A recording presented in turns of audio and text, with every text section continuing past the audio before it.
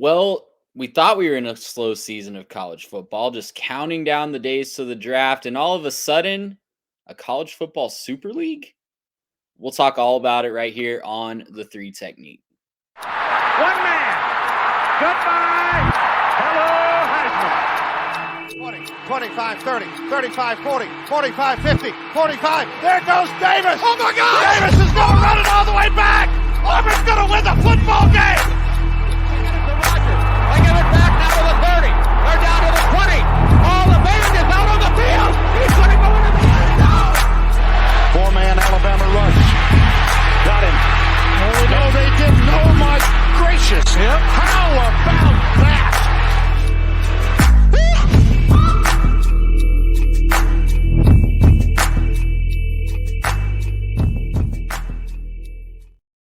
Well, welcome in one and all to another episode of the Three Technique, the college football podcast at the intersection of the X's and O's and Jimmy's and Joe's. He's Garrett Turney. I'm Trey Reeves.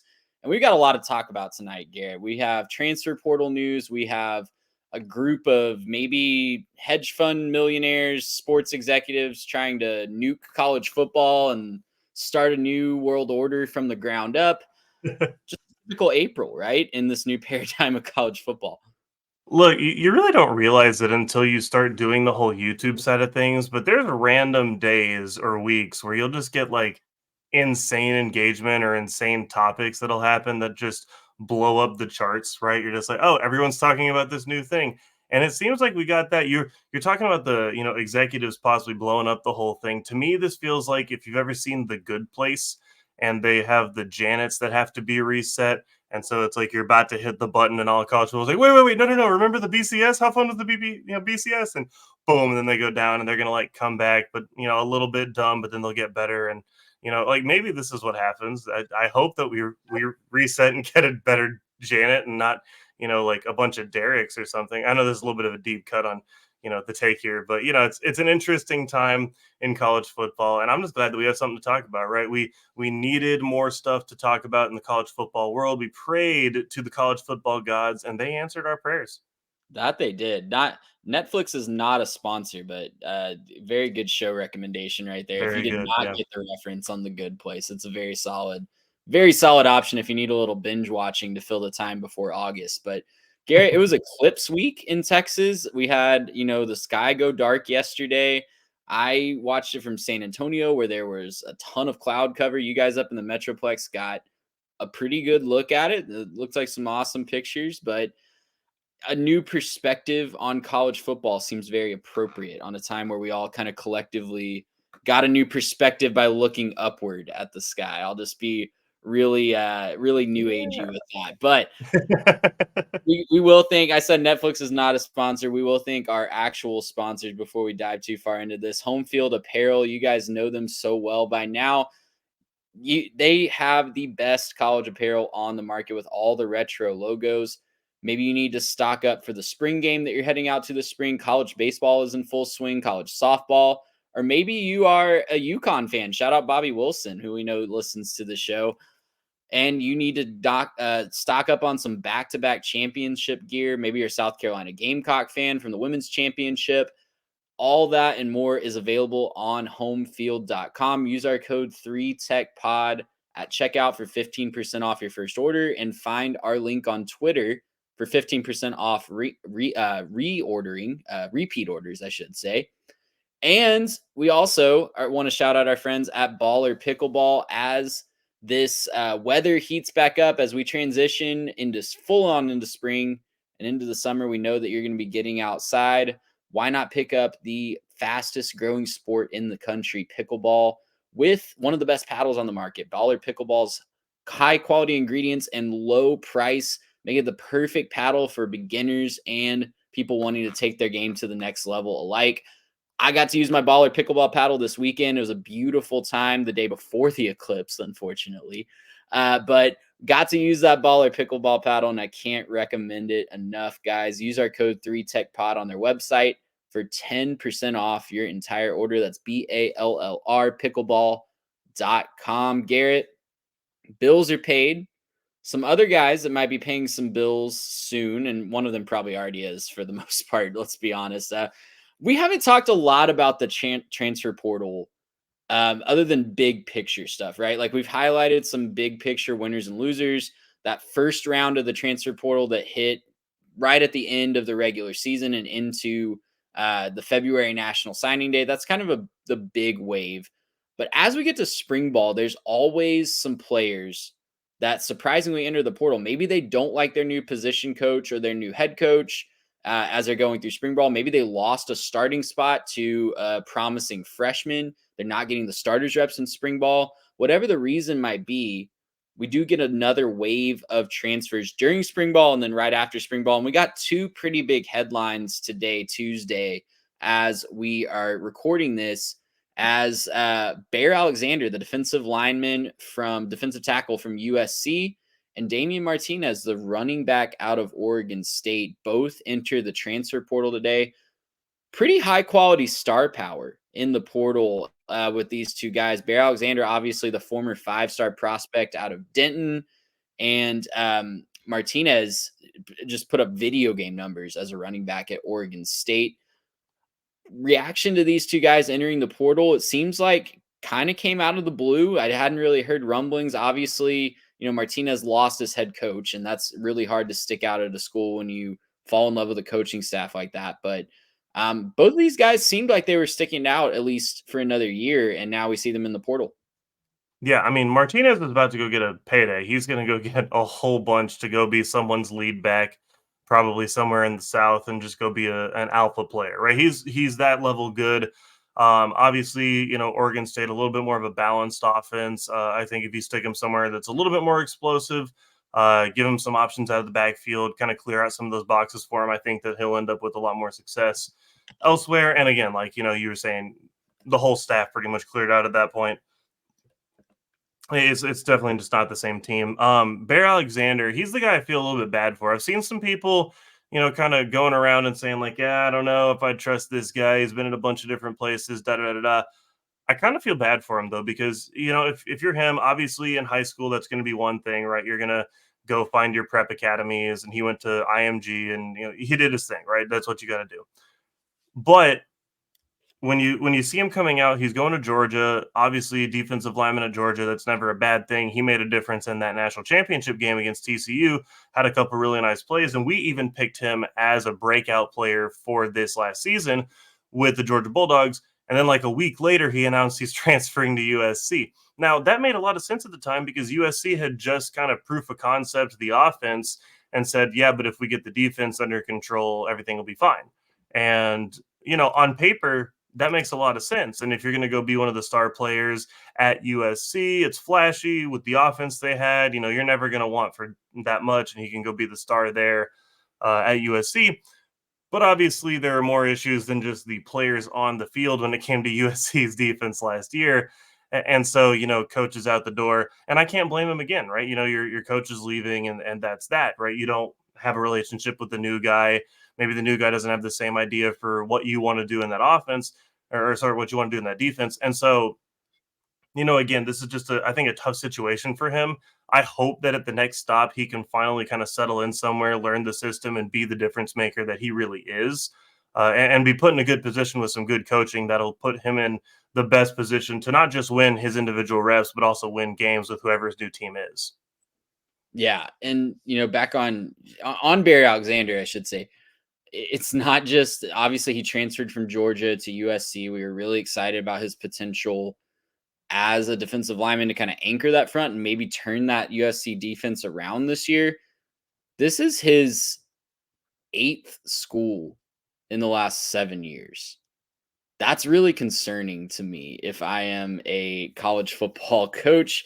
Obviously he's probably going to be a 1-year guy. I think he's probably has NFL aspirations after this year. This is junior year, so he'll be draft eligible. So whoever's getting him is most likely getting him as a 1-year rental, unless for some reason his draft stock is just, in the tank after this year. I know someone will pick him up, and maybe this is probably screaming Lane Kiffin, right? This seems like a guy that he would take in a heartbeat just to say that he did. But I don't know. Like I'm struggling to see where he fits in. I never want to call a guy that I don't personally know a culture problem, but 8 schools in 7 years, it's a big red flag for me. Yeah. I want to give him a break on the college side. Like the high school side, you can, people are going to have stories and that is what it is, right? When you're in high school, you're mostly trying to position yourself for ratings and for camps and to get exposed. And like this is just a part of the high school game when you're that level of an athlete, right? And we can complain about it all day long, and there's probably some real issues with it. But this is going to go all the way back to this goes all the way back 20, 30 years if we're going to talk about that being a thing, and even going all the way back to the rating system really coming out. This is just what that is. You get in front of people, that is what it is. And so I want to give a break on the high school side. When you look at the college side, yeah, he's been at a different school every year. I think that was more bad decision to go to USC, but this is kind of what it is with the NIL, right? It's just a bad decision in the portal. And, ultimately, I think right now he's saying, like, okay, I could be a good player on a bad defense, but that's going to make me look worse, right? If I'm looking worse, that's not helping my draft stock. That's not helping me as a player. Whereas if he's able to go to somewhere, in the SEC or even in the Big Ten, where you're going to be able to get some exposure and maybe be the alpha on that D line, be the first guy in, you're playing most of the snaps, right? He's plenty disruptive. He's a crazy good player. He's powerful. He's explosive and dynamic. He can really rock out on the nose tackle spot. So, I think he's got a big future ahead of him. I get it, but I also think in this case, it's not just a guy going around trying to get a bag. I might be totally wrong on this one. Like, I know that probably getting a bag was part of USC, but I do think you kind of sold him on some vision and some kind of immediate, hey, be the star out here instead of just like another guy on that Georgia D line. Yeah, and he definitely flashed when he was at Georgia, and he was playing in a backup role his freshman year. But it's really concerning when you dig into the numbers on him defensively at USC. And maybe this was a scheme problem. Maybe this was, just a lack Rich of was talent. a really bad coach, just to be fair. He was really He had bad. an awful coaching staff on the defensive side of the ball out in LA. Absolutely. But per PFF, his defensive grade last year was 64.2. That's 533rd in Division One. Run defense grade of 63.9. Pass rush grade 72.1, and coverage. I don't know why he has a coverage grade. I'm not going to lie, so I'm not even going to read that. But it's not good. The numbers, the advanced analytics did not like Bear Alexander last year, and he'll have to show that he can overcome that at his new school. I do want to shift back over to Martinez for just a second. Mm-hmm. To me, I don't have any inside intel here. Obviously, to me, it seems like Michigan State would have the inside track at him with his former coach if they wanted him, and I don't know why he wouldn't.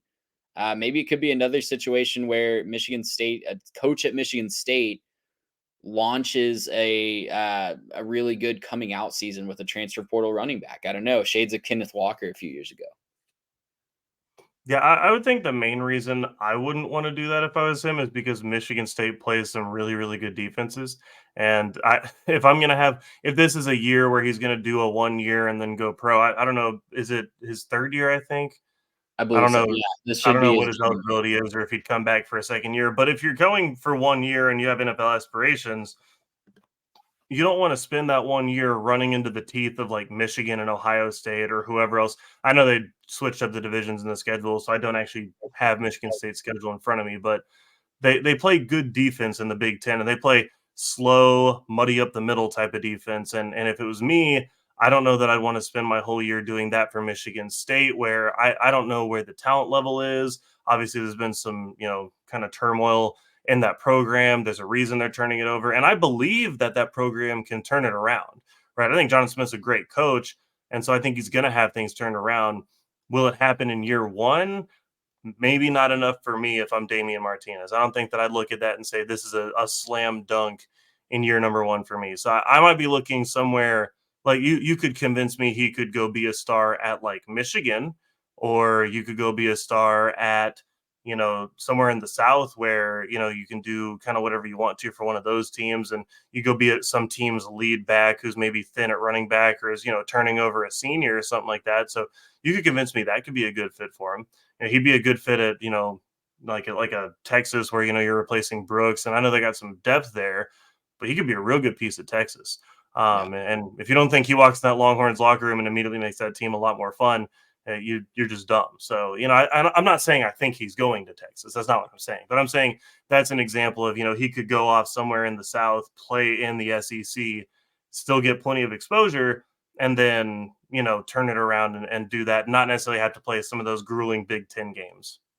LSU immediately jumped out to me too. When I was LSU too, possible landing spots for him. I think they could really use a guy like him in that offense as they try to navigate life after Daniels. So it'll be interesting to see where these two guys go. They'll definitely be prized recruits in the transfer portal. I was gonna say you might want to watch Portal King on this one too, because if you don't think Bentley is the answer there at Ole Miss, then you could be looking at Martinez to give him a little bit of a 1-2 punch again. And I don't know that a lot of Ole Miss fans wouldn't think that's an upgrade. Yeah, and they do need a running back after Quinshon Judkins left to Ohio State. So follow along. We will follow those storylines and more.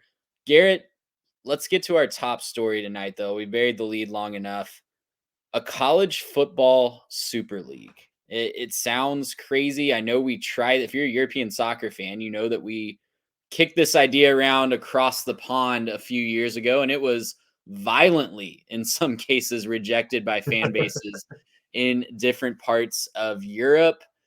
But a college football super league is being reported to potentially be on the horizon and maybe be the future of our sport. So getting down into the nitty gritty, there was an article by The Athletic that came out. It was Stuart Mandel, and it was another writer whose name is escaping me right now. It was, Andrew Marchand. Yeah. So Andrew Marchand and Stuart Mandel wrote this article. It came out a couple days ago, profiling this group called College Sports Tomorrow. It's made up of executives, sports executives, former athletes, a whole bunch of probably hedge fund money that is backing this group. And they essentially, according to the article, want to press a giant red reset button on college football. They see all these problems that we've talked about ad nauseum on this show: paying players, transfer portal, unequal revenue sharing, just the uncertain future where it looks like two super conferences are going to be taking control.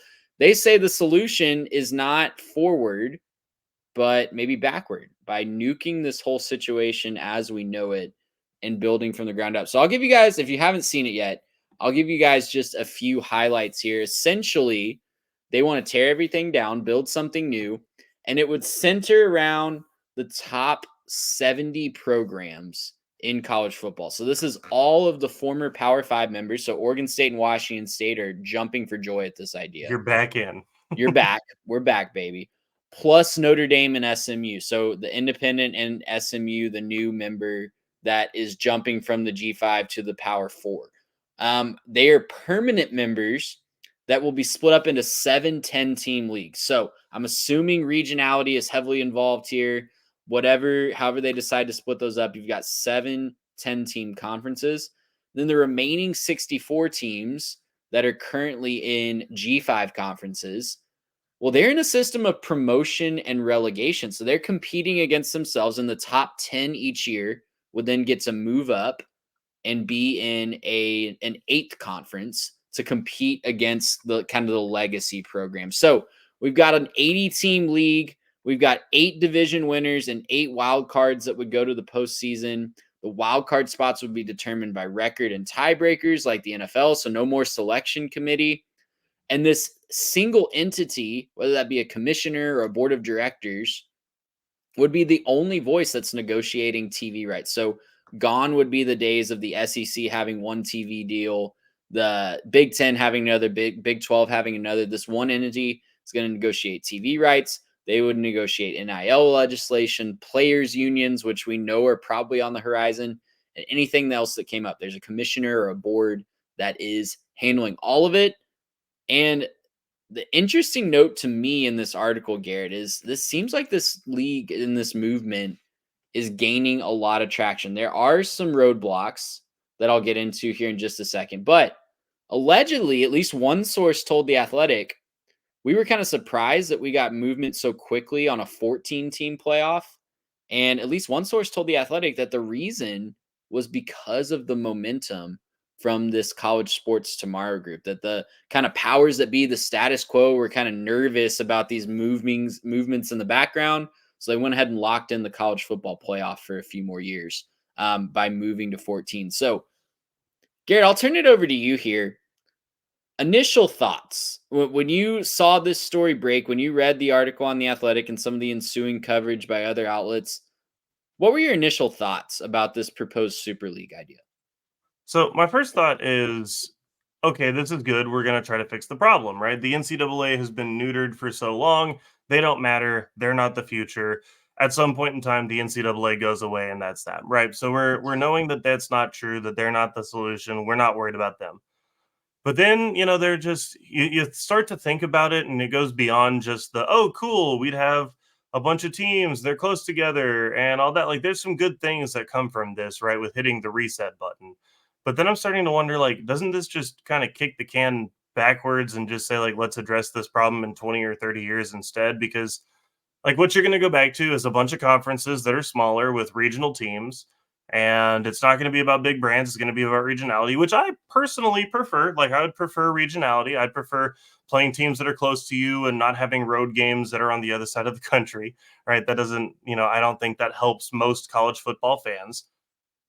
But man, I think there's so many things that just start to go wrong here, right? And we can get into some of those specifics, but man, like, there's so many issues for me when it comes to this whole situation. The first one is, if you are Texas, Oklahoma, or Texas A&M, you've got to be pissed about this, right? You're like, wait, we've been playing in A&M's case, we've been playing in the SEC for, over a decade at this point.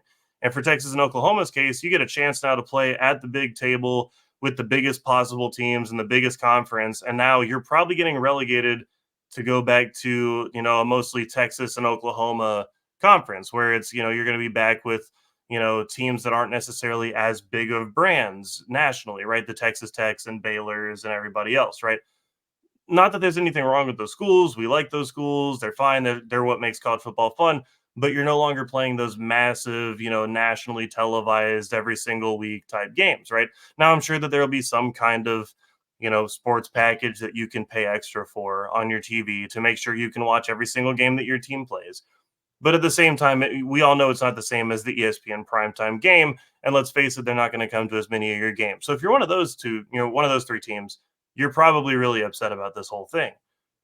That's kind of, I think, the model that we go forward with. That could go the same for Oregon and Washington, who are just now starting to ascend as programs and are like, great, let's go Big Ten, go get Big Ten money.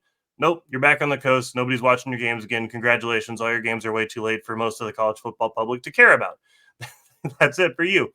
And if you can find this problem in multiple locations, right? Teams that have kind of fought their way to get into their conferences and align with the people they want to align with are now going to be put somewhere else in the name of let's fix the massive mega conferences, right?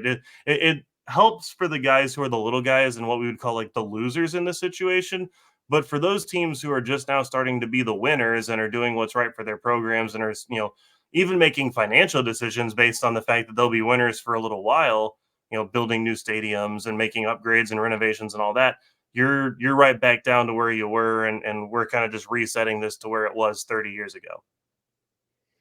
I agree with a lot of what you're saying. And my initial reaction, especially as a fan of European soccer, is, when I hear the term Super League, I'm immediately triggered by the idea that was brought to UEFA a few years ago with all these top brands and just completely eliminating the smaller teams over there that kind of make make those leagues unique, right? Like I love seeing the massive Manchester United go play at the 15,000 seat neighborhood stadium for the new team that just got promoted in the Premier League. But upon reading their ideas, I don't hate them in theory. I think in a perfect world, there's a lot of the stuff that I really like, actually. I am pro regionality. I think it would be great to bring regionality back. And to be fair, they did not say specifically in this article that the conferences would be divided up regionally. I think it's fair to assume that that would be a really easy starting point, would be regionality. I really like the idea of a promotion and relegation aspect. I've incorporated that I in my do like NCAA that. I think that team makes a lot of dynasties for a long sense. time. But why stop at the lower level teams, right? Like I think everybody should be in Yeah. theory allowed to be relegated. If you're going to introduce promotion and relegation, let's move Ohio State down if they have a bad enough season, right? Now, Mhm. obviously, it's going to be really unlikely for any of those big teams like we see in major European soccer.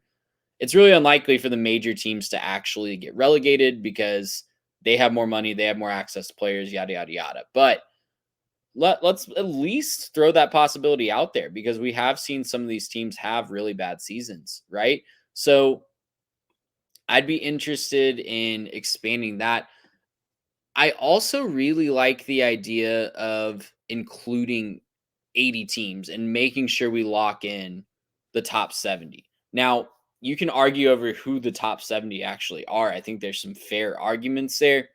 I'm really interested, in seeing how those arguments would play out. Probably would go to court in some cases. I'm thinking with some of these programs that would be relegated to the lower tier, even though they've maybe had more successful seasons more recently than some of the programs that are protected.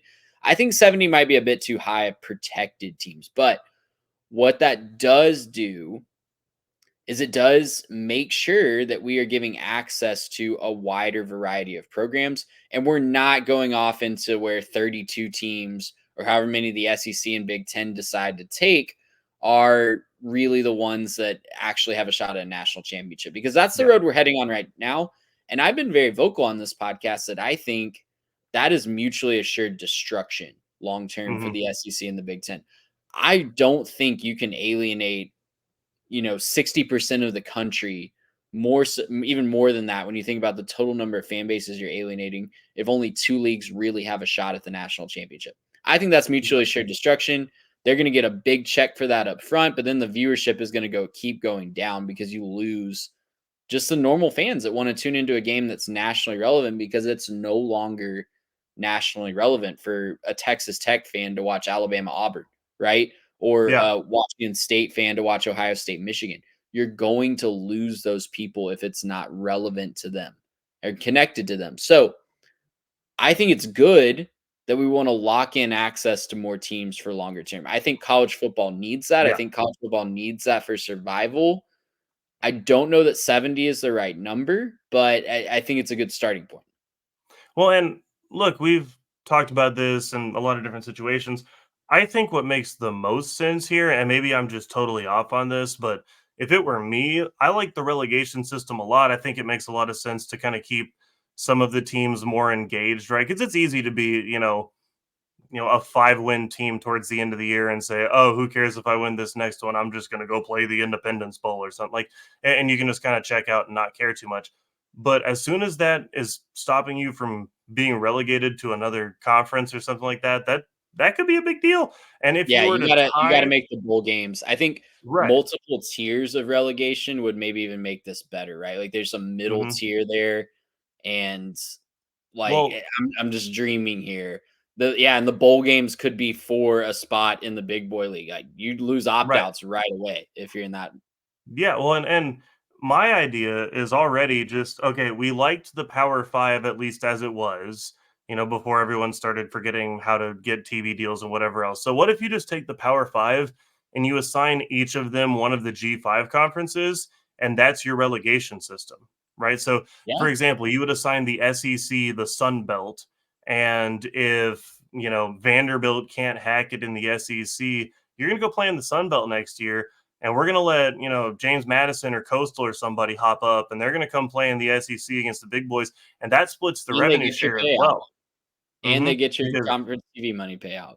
yep, you get the SEC payout if you're Coastal. So you go make your appearance in the SEC, and you fight and claw just to get up out of there.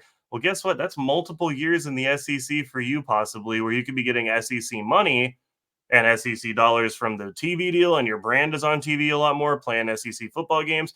And like, yeah, you may not win a bunch of games, but like that's how these programs ascend, right? Is you have a plan to ascend, you commit to your program, and it forces everybody else kind of in that lower to middle tier to tighten it up and figure it out as well, because they can't just be okay with being kind of low tier programs. And you could find those in more of a regional way. I don't care if you want to redraw the lines for regionality. I'm fine with that. But as soon as you start to redraw those lines and you make it a regional thing, that also incorporates all the lower tier, like the G5 teams. It incorporates them into the SEC conversation, because as soon as, like what we saw last year with, James Madison, going on a big run and everything else, everyone's going to start paying attention to James Madison as a possible destination. And, hey, are we going to go to that game? And, oh boy, we got to look out for them. We got to start thinking about them. It makes coaches' lives a little bit more interesting.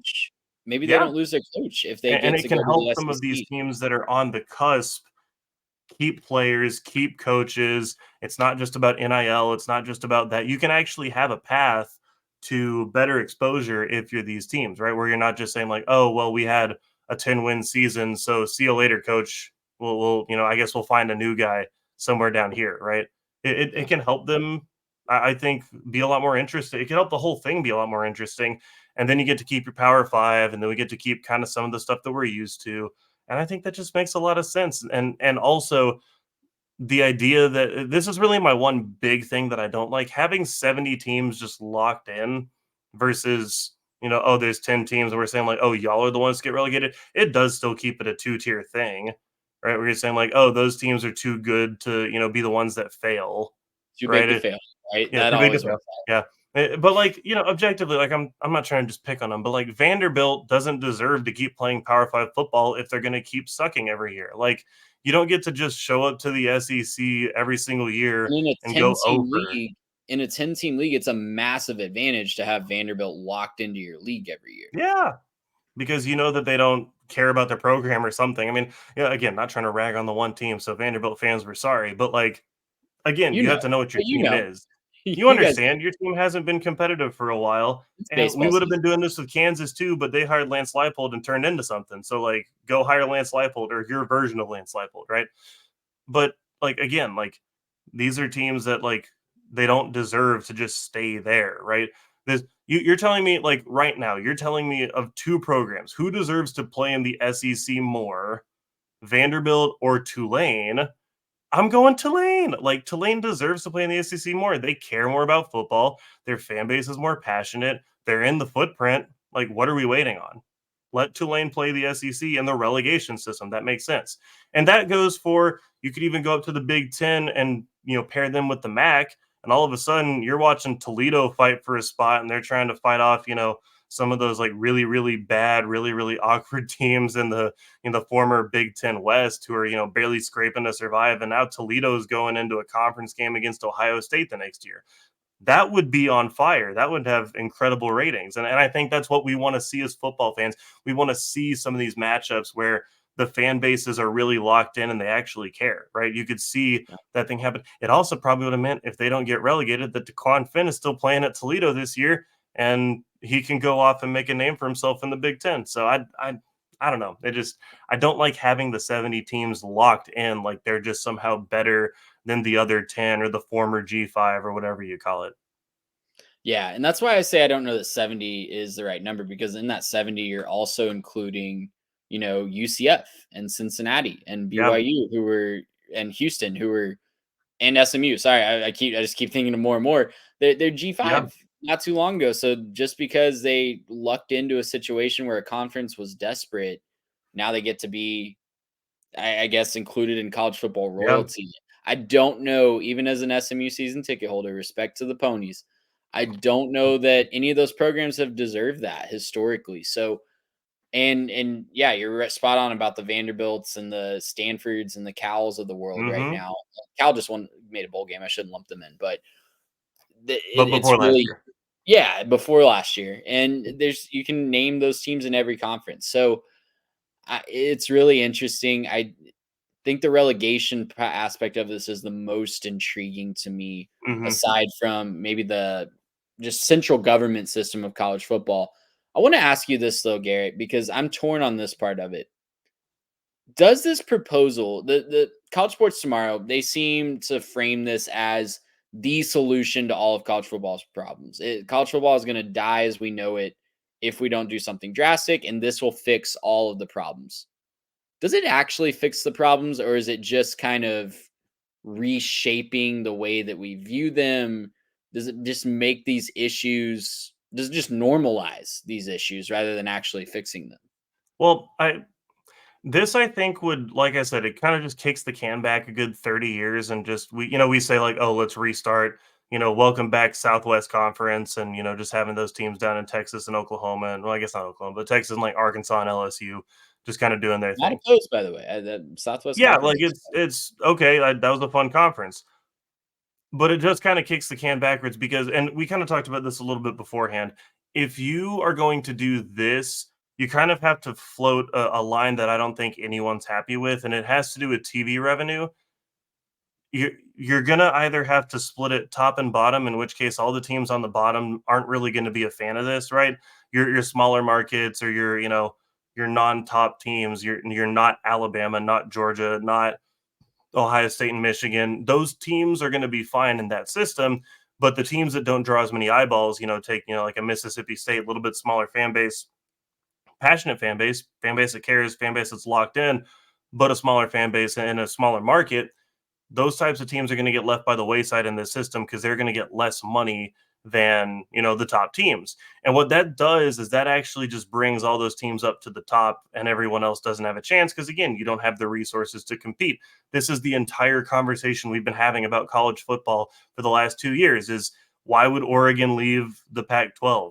Resources. They need more money. They have Nike, they got all that stuff, great, but they want to compete with the biggest teams, so they're going to go get their TV contract. Same with Washington, same with USC, same with UCLA. That's why they all left for the Big Ten. They wanted more resources. That's why Texas and Oklahoma are leaving to go to the SEC because they want more resources than the Big 12 can provide them. It's not because the brands are small. Oregon's not a small brand. Texas is not a small brand, but they need the TV revenue because without it, they won't stay on top for long and they'll start to fall behind.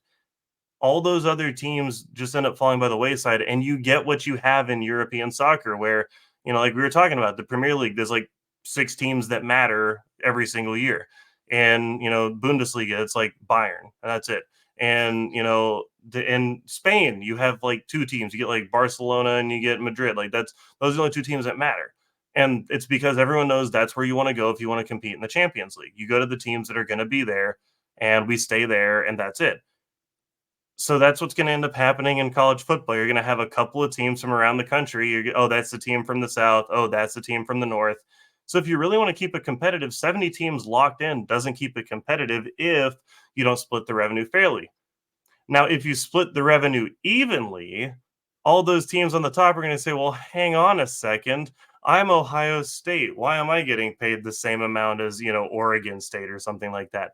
We're a much bigger market. We got way more fans. Everyone wants to watch our games. And, we can't get people to watch games out there, right? And so that's where the teams on top start to kind of, pout and do their thing. And those teams are going to have a lot of sway because as much as we, might think they can get too big for their britches, those big teams are the ones that if they were to decide to leave, your system is irrelevant now. If Ohio State walked out of your system, you're not the real college football system because Ohio State matters that much to college football. So, again, this is just kind of kicking the can down the road a little bit and saying, okay, let's go backwards and just kind of ice over the problems for a second. It doesn't really fix it. If you want to fix it, what you really need to do is you need to find a way to take the entire essentially you have to take the revenue thing out of it and just say hey, there's some kind of standard TV contract that college football gets and you can go find any additional programming you want, any additional advertising you want on your own to make up the difference, right?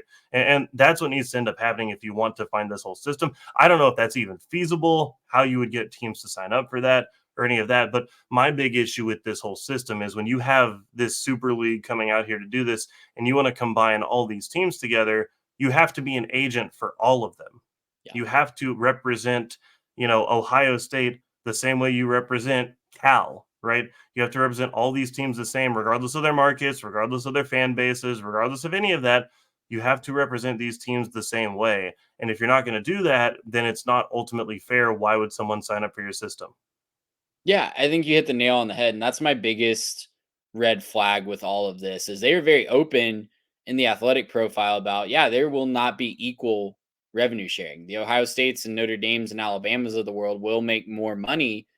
And that's not pro parity? What makes professional sports, at least in the United States, work in theory is the idea that of parity, of equal revenue sharing, the opportunity to get the first draft pick if you are the worst team. That creates parity. You don't create parity through unequal revenue sharing. And your example of the Premier League is a great example. Now, obviously we don't have parity in revenue right now. And I think, obviously the SEC and the Big Ten are leading the way with that. ACC and Big 12 are falling further and further behind by the year in television revenue, at least.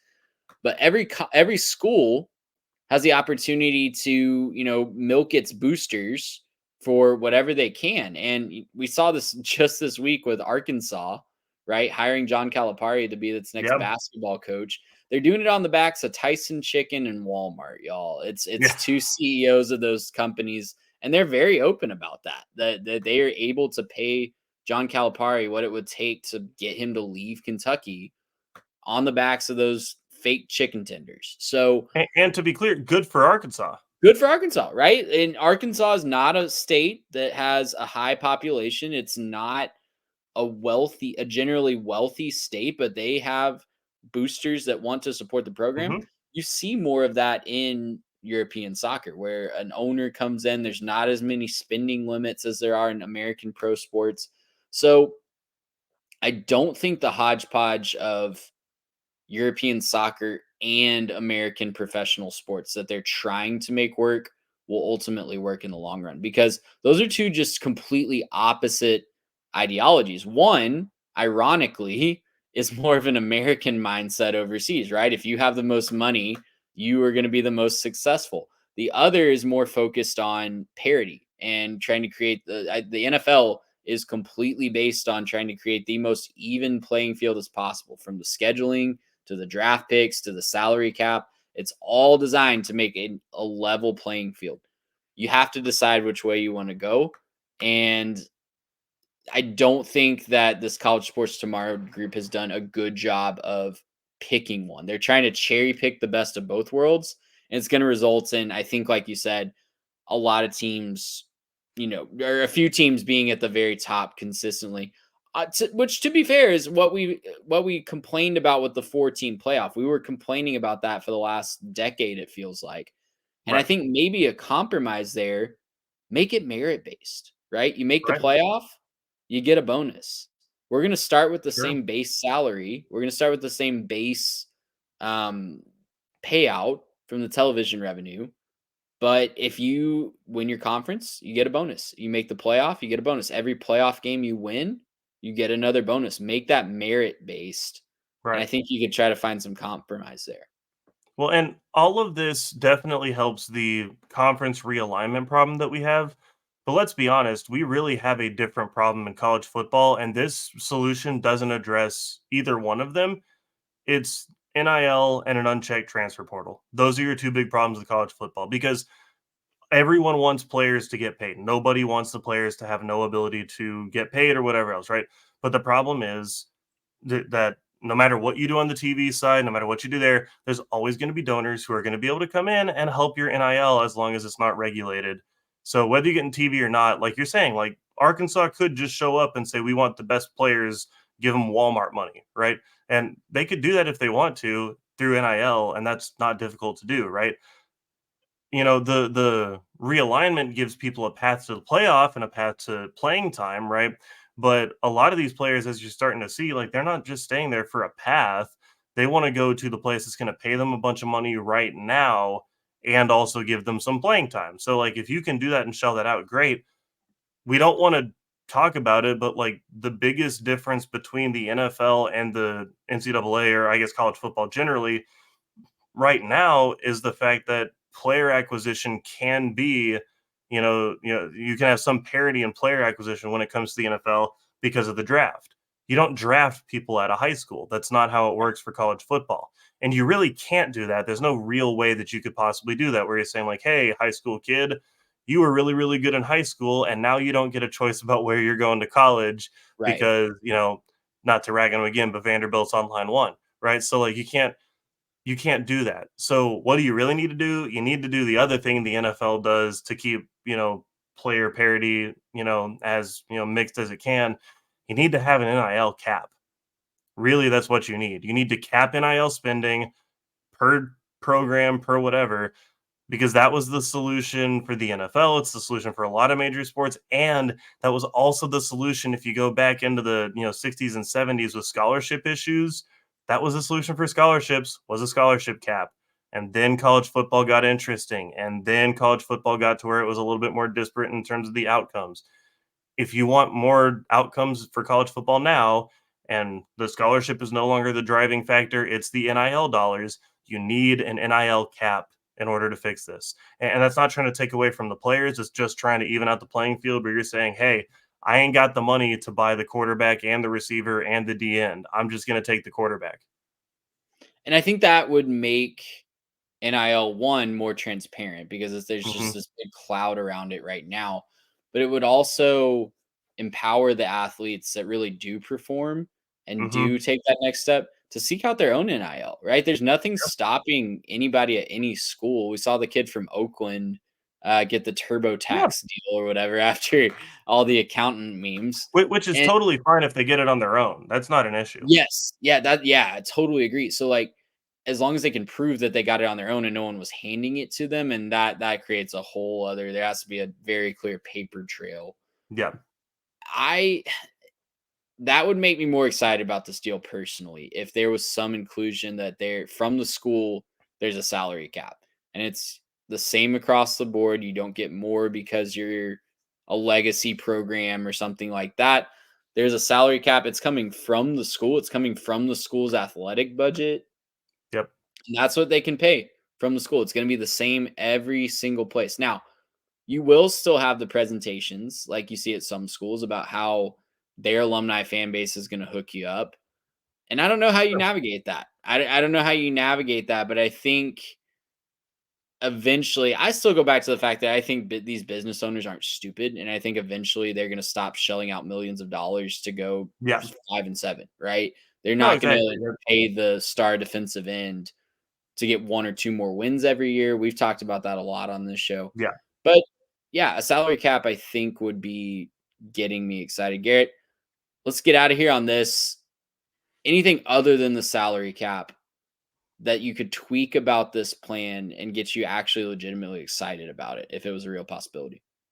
I do think, here's my thing. I think the regionality does help it. Like, that's what I really want to get as like my big positive, right? If you could just tweak it, I think the only thing you would have to do there is just lock in regionality and say like, hey, if you want to participate in this, you can't keep shuffling, right? You can't just say like, well, I'm a big school and I've got big boy money, so I'm going to move over to Division 2 or Division 5 or whatever, like whatever they call the different conferences. You can't just split those up, right? If you're going to be regionality based, lock it in and say, hey, you're here, so you're here. We're not going to move you around just because you want to. You're going to be here, and everybody else is going to have to deal with it. And if it does turn into a thing where each of these individual conferences end up going their own way for TV deals or whatever else, then you'll have to figure it out as a conference, right? You don't get to just bail on it. You get to figure it out. And does that seem unfair? Maybe. But I just think at a certain point, you can't have the wild, wild west. You have to start locking in some kind of parameters. And if you're not going to lock in players, and if you're not going to lock in conferences, and if you're not going to lock in, you got to lock in teams at least to their conference. You got to make certain people stay somewhere. And, if we're not going to fix certain problems, we got to fix other ones. But I keep going back to the idea that this problem feels like putting like a drain hose in a room with a broken pipe. Like, congratulations, it's not flooding all that much more, but you still got to fix the pipe. Right. It doesn't matter that you're draining the water out of the room right now. There's more water coming into the room. And so you can maybe make it seem a little bit nicer, but you still have other issues to fix. Yeah. And, I think this thing is going to face a lot of roadblocks to get off the ground, right? TV networks are going to have to sign off on this. They haven't had an official meeting with the Power 4 conference other than the ACC. And calling out the elephant in the room, it just reeks of big business, right? It reeks of private equity money. Maybe this is the hero that we don't need, but maybe the hero that we deserve based off all of our greed for years and years and years in college football. You're definitely not wrong. I will say this.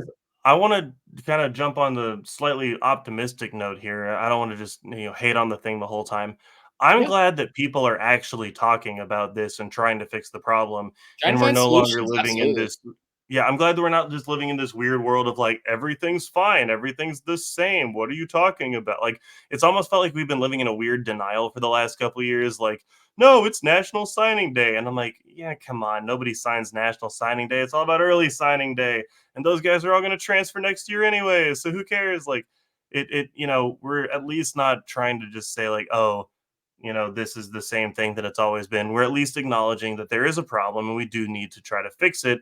This might not be the solution, but it'll get the conversation going. And then eventually, I think we'll find our way through this because college football is something that everybody loves and we want to find a way to save it because, those are our teams more than we like our teams that are in our city because we live there. We like that team that we went to college at and we stayed up too late at and we spent a couple too many nights down at the bars and whatever else at, right? We like those teams and we want to, hold those teams fond to us, right? Those are our teams. So, we'll fix it. We'll get it together.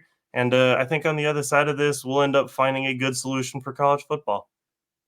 Great spot to end on. Great quote to end on. Guys, make sure we're going to follow this story. We'll keep you updated. Make sure you're following us on social media at 3TechPod on Instagram and Twitter. Like and subscribe the YouTube channel. Click the bell to make sure that you get notifications for when we are going live, when we have a new video coming out. And do tell your friends about our show if you like it so we can keep growing this little family that we got going here. For Garrett Turney, for Mitch Mason, I'm Trey Reeves, and we'll see you guys next time. Gracious him. How about